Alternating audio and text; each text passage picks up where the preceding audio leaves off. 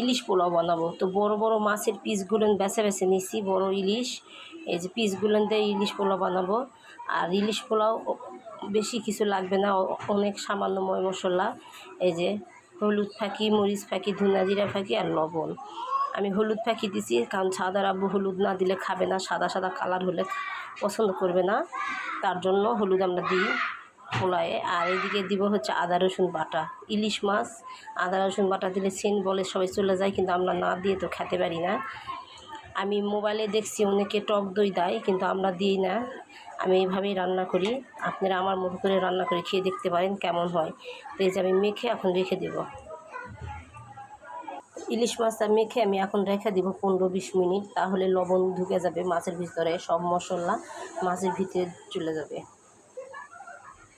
ইলিশ পোলাও রান্না করতে চলে আসছি। এই যে কড়াইয়ে তেল দিচ্ছি, এখানে বেশি কিছু দিব না, আর মেখে রাখা ইলিশ মাছটা দিয়ে দিব সুন্দর দিয়ে আস্তে আস্তে নাড়া দিয়ে রান্না করে নেব, কারণ ইলিশ মাছ নরম, বেশি নাড়া দিলে ভেঙে যাবে। তো এই যে আমার মাছটা কষানো হয়ে গেছে, আমি তুলে রেখে দেবো। পাতিলে আমি পেঁয়াজ দিয়েছি, দিয়ে এখন পেঁয়াজটা ভালো করে ভেজে নিব। এই পাতিলে ইলিশ পোলাও রান্না করবো।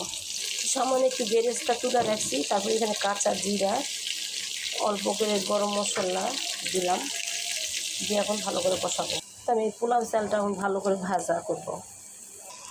ইলিশ মাছ কষানোর যে মশলা ছিল ওই মশলাগুলো আমি এখানে দিয়েছি, তাতে এত গ্রাম হয়েছে ইলিশ মাছের, অনেক গ্রাম।